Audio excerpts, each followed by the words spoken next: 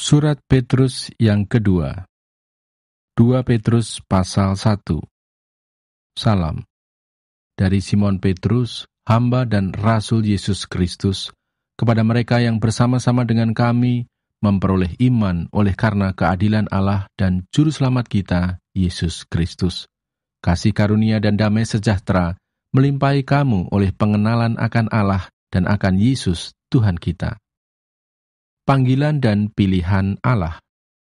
Karena kuasa ilahinya telah menganugerahkan kepada kita segala sesuatu yang berguna untuk hidup yang saleh oleh pengenalan kita akan Dia, yang telah memanggil kita oleh kuasanya yang mulia dan ajaib.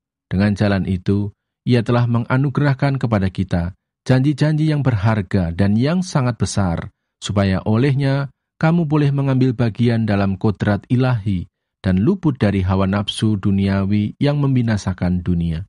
Justru karena itu kamu harus dengan sungguh-sungguh berusaha untuk menambahkan kepada imanmu kebajikan, dan kepada kebajikan pengetahuan, dan kepada pengetahuan penguasaan diri, kepada penguasaan diri ketekunan, dan kepada ketekunan kesalehan, dan kepada kesalehan kasih akan saudara-saudara, dan kepada kasih akan saudara-saudara kasih akan semua orang. Sebab apabila semuanya itu ada padamu dengan berlimpah-limpah, kamu akan dibuatnya menjadi giat dan berhasil dalam pengenalanmu akan Yesus Kristus, Tuhan kita.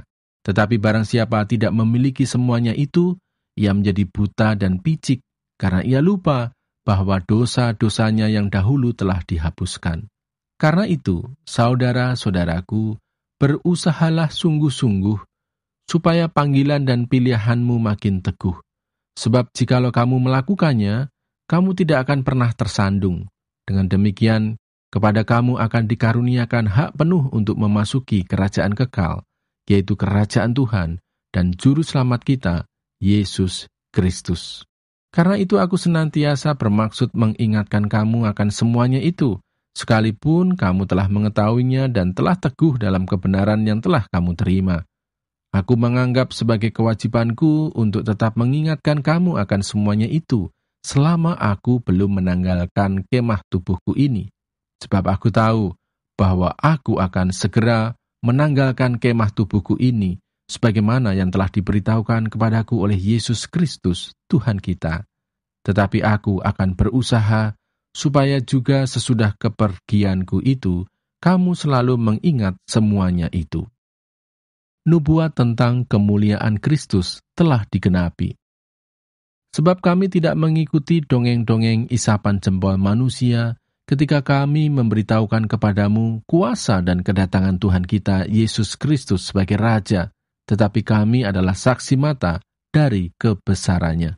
Kami menyaksikan bagaimana Ia menerima kehormatan dan kemuliaan dari Allah Bapa ketika datang kepadanya suara dari Yang Maha Mulia, yang mengatakan, "Inilah anak yang kukasihi, kepadanyalah aku berkenan." Suara itu kami dengar datang dari sorga ketika kami bersama-sama dengan Dia di atas gunung yang kudus. Dengan demikian, kami makin diteguhkan oleh firman yang telah disampaikan oleh para nabi.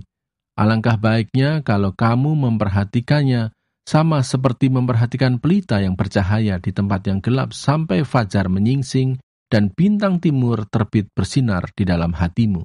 Yang terutama harus kamu ketahui ialah bahwa nubuat-nubuat dalam kitab suci tidak boleh ditafsirkan menurut kehendak sendiri, sebab tidak pernah nubuat dihasilkan oleh kehendak manusia, tetapi oleh dorongan Roh Kudus orang-orang berbicara atas nama Allah. 2 Petrus pasal 2. Nabi-nabi dan guru-guru yang palsu. Sebagaimana nabi-nabi palsu dahulu tampil di tengah-tengah umat Allah, demikian pula di antara kamu akan ada guru-guru palsu. Mereka akan memasukkan pengajaran-pengajaran sesat yang membinasakan, bahkan mereka akan menyangkal penguasa yang telah menebus mereka, dan dengan jalan demikian segera mendatangkan kebinasaan atas diri mereka. Banyak orang akan mengikuti cara hidup mereka yang dikuasai hawa nafsu, dan karena mereka, jalan kebenaran akan dihujat. Dan karena serakahnya guru-guru palsu itu akan berusaha mencari untung dari kamu dengan cerita cerita isapan jempol mereka. Tetapi untuk perbuatan mereka itu, hukuman telah lama tersedia dan kebinasaan tidak akan tertunda. Sebab jikalau Allah tidak menyayangkan malaikat-malaikat yang berbuat dosa, tetapi melemparkan mereka ke dalam neraka, dan dengan demikian menyerahkannya ke dalam gua-gua yang gelap untuk menyimpan mereka sampai hari penghakiman. Dan jikalau Allah tidak menyayangkan dunia purba, tetapi hanya menyelamatkan Nuh, pemberita kebenaran itu, dengan 7 orang lain, ketika ia mendatangkan air bah atas dunia orang-orang yang fasik.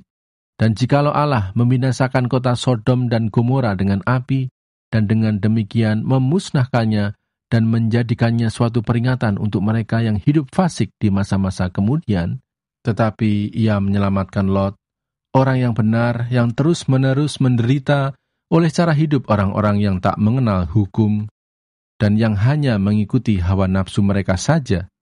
Sebab orang benar ini tinggal di tengah-tengah mereka dan setiap hari melihat dan mendengar perbuatan-perbuatan mereka yang jahat itu, sehingga jiwanya yang benar itu tersiksa. Maka nyata bahwa Tuhan tahu menyelamatkan orang-orang saleh dari pencobaan dan tahu menyimpan orang-orang jahat untuk disiksa pada hari penghakiman, terutama mereka yang menuruti hawa nafsunya karena ingin mencemparkan diri dan yang menghina pemerintahan Allah. Mereka begitu berani dan angkuh, sehingga tidak segan-segan menghujat kemuliaan. Padahal malaikat-malaikat sendiri yang sekalipun lebih kuat dan lebih berkuasa daripada mereka, tidak memakai kata-kata hujat, kalau malaikat-malaikat menuntut hukuman atas mereka di hadapan Allah. Tetapi mereka itu sama dengan hewan yang tidak berakal, sama dengan binatang yang hanya dilahirkan untuk ditangkap dan dimusnahkan. Mereka menghujat apa yang tidak mereka ketahui, sehingga oleh perbuatan mereka yang jahat, mereka sendiri akan binasa seperti binatang liar, dan akan mengalami nasib yang buruk sebagai upah kejahatan mereka. Berfoya-foya pada siang hari, mereka anggap kenikmatan.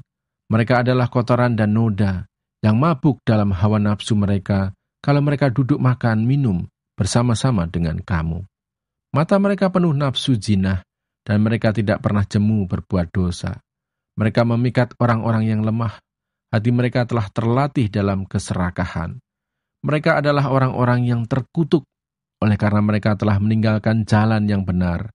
Maka tersesatlah mereka, lalu mengikuti jalan Bileam, anak Beor, yang suka menerima upah untuk perbuatan-perbuatan yang jahat.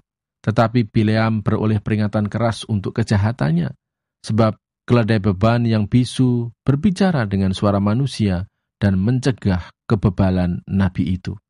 Guru-guru palsu itu adalah seperti mata air yang kering, seperti kabut yang dihalaukan taufan. Bagi mereka telah tersedia tempat dalam kegelapan yang paling dahsyat, sebab mereka mengucapkan kata-kata yang congkak dan hampa dan mempergunakan hawa nafsu cabul untuk memikat orang-orang yang baru saja melepaskan diri dari mereka yang hidup dalam kesesatan. Mereka menjanjikan kemerdekaan kepada orang lain, padahal mereka sendiri adalah hamba-hamba kebinasaan. Karena siapa yang dikalahkan orang, ia adalah hamba orang itu.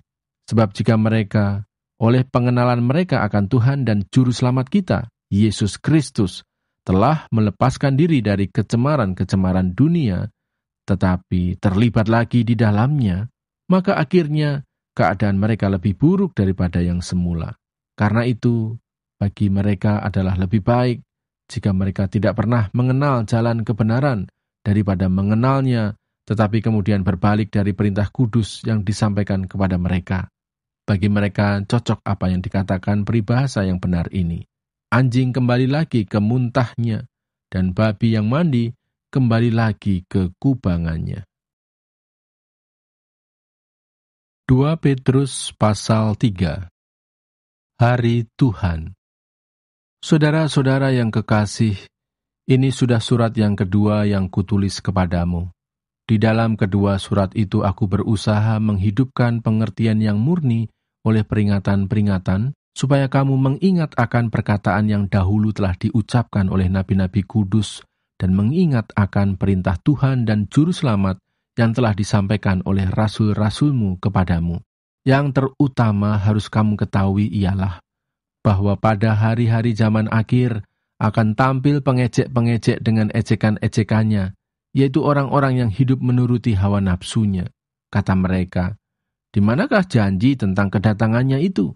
Sebab sejak bapa-bapa leluhur kita meninggal, segala sesuatu tetap seperti semula pada waktu dunia diciptakan." Mereka sengaja tidak mau tahu bahwa oleh firman Allah, langit telah ada sejak dahulu, dan juga bumi yang berasal dari air dan oleh air, dan bahwa oleh air itu, bumi yang dahulu telah binasa, dimusnahkan oleh air bah. Tetapi oleh firman itu juga langit dan bumi yang sekarang terpelihara dari api, dan disimpan untuk hari penghakiman dan kebinasaan orang-orang fasik. Akan tetapi, saudara-saudaraku yang kekasih, yang satu ini tidak boleh kamu lupakan, yaitu bahwa di hadapan Tuhan satu hari sama seperti 1000 tahun, dan 1000 tahun sama seperti satu hari. Tuhan tidak lalai menepati janjinya, sekalipun ada orang yang menganggapnya sebagai kelalaian. Tetapi ia sabar terhadap kamu, karena ia menghendaki supaya jangan ada yang binasa, melainkan supaya semua orang berbalik dan bertobat. Tetapi hari Tuhan akan tiba seperti pencuri. Pada hari itu langit akan lenyap dengan gemuruh yang dahsyat, dan unsur-unsur dunia akan hangus dalam nyala api, dan bumi dan segala yang ada di atasnya akan hilang lenyap. Jadi, jika segala sesuatu ini akan hancur secara demikian, betapa suci dan salehnya kamu harus hidup, yaitu kamu yang akan menantikan dan mempercepat kedatangan hari Allah. Pada hari itu langit akan binasa dalam api, dan unsur-unsur dunia akan hancur karena nyalanya. Tetapi sesuai dengan janjinya, kita menantikan langit yang baru dan bumi yang baru, di mana terdapat kebenaran. Sebab itu, saudara-saudaraku yang kekasih, sambil menantikan semuanya ini, kamu harus berusaha, supaya kamu kedapatan tak bercacat dan tak bernoda di hadapannya dalam perdamaian dengan Dia. Anggaplah kesabaran Tuhan kita sebagai kesempatan bagimu untuk beroleh selamat. Seperti juga Paulus, saudara kita yang kekasih, telah menulis kepadamu menurut hikmat yang dikaruniakan kepadanya. Hal itu dibuatnya dalam semua suratnya, apabila ia berbicara tentang perkara-perkara ini. Dalam surat-suratnya itu ada hal-hal yang sukar difahami, sehingga orang-orang yang tidak memahaminya dan yang tidak teguh imannya memutarbalikkannya menjadi kebinasaan mereka sendiri, sama seperti yang juga mereka buat dengan tulisan-tulisan yang lain. Penutup. Tetapi kamu, saudara-saudaraku yang kekasih, kamu telah mengetahui hal ini sebelumnya. Karena itu waspadalah, supaya kamu jangan terseret ke dalam kesesatan orang-orang yang tak mengenal hukum, dan jangan kehilangan peganganmu yang teguh. Tetapi bertumbuhlah dalam kasih karunia dan dalam pengenalan akan Tuhan dan Juru Selamat kita, Yesus Kristus. Baginya kemuliaan sekarang dan sampai selama-lamanya.